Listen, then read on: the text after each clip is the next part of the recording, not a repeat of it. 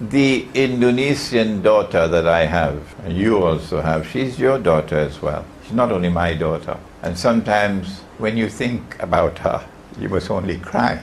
The Indonesian daughter works in Singapore for 300 Singapore dollars a month. Is that a wage acceptable with Allah? Well, would any Singaporean girl work for that wage, doing that work?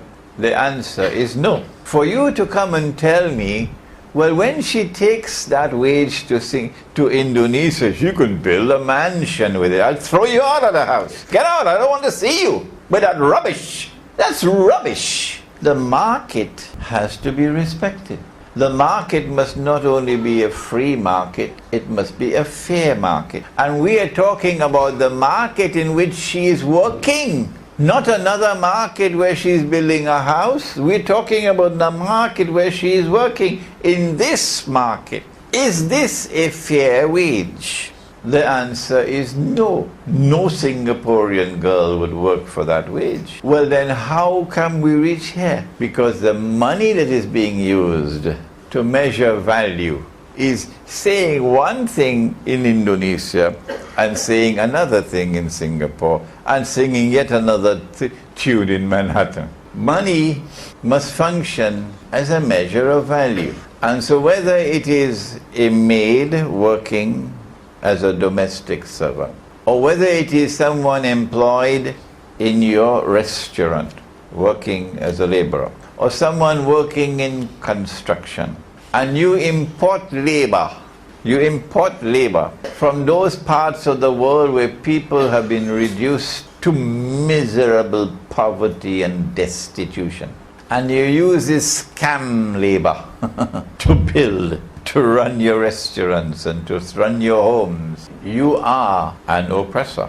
And you're doing this oppression and you're getting away with it because your money is failing to function as a measure of value. And Allah has zero tolerance for oppression. It is as certain as the sun rising from the east that Allah will destroy you. You just have to wait for that destruction to come. Money also has a third function, and that is to be a store of value.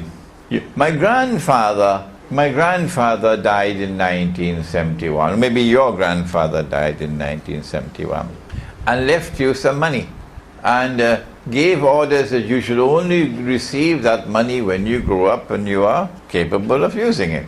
You're an adult. It was 100 dinars. So they put the money away and locked it up. We expect that since the 100 dinars can buy 10 camels, that 25 years later, 30 years later, when the money is given to you, demand and supply remaining constant, the money that your grandfather left for you should still be able to buy the 10 camels, because the money has stored the value.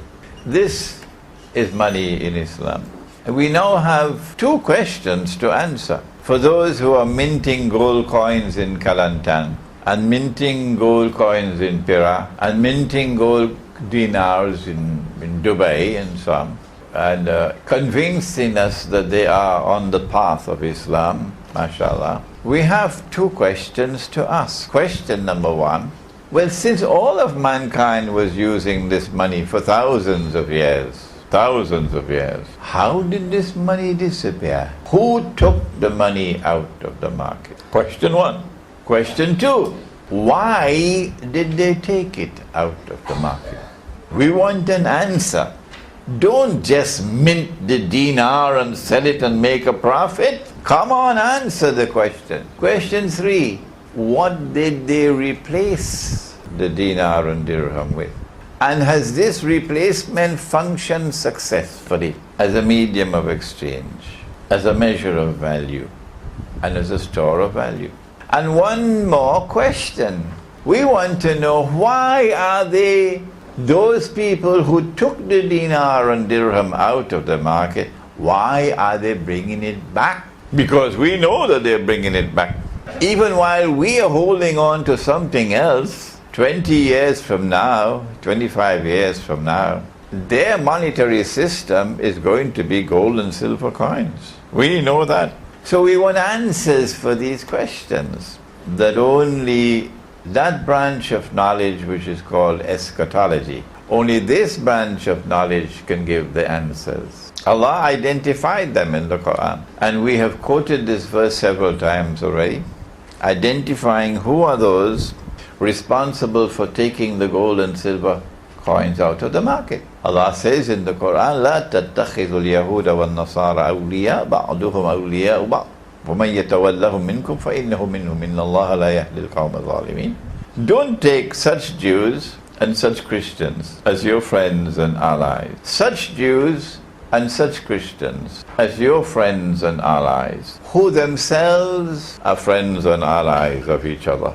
The Quran is telling us that a time is going to come when a mysterious reconciliation will take place between part of the Christian world and part of the Jewish world. And when that reconciliation takes place, it's going to lead to friendship and an alliance, a Judeo-Christian alliance. When that happens, do not go underneath the umbrella. Because if you do that, you will belong to them. You're no longer a Muslim. And the bond that brought them together is Zionism. It is that Judeo-Christian Zionist alliance that we are prohibited from maintaining friendly ties with. They're the ones who took the gold dinar out of the market and the silver dirham. They're the ones who brought modern Western civilization into being. They control power in modern Western civilization. They're the ones who colonized the Muslim world. And when they colonized the Muslim world, they did not decolonize.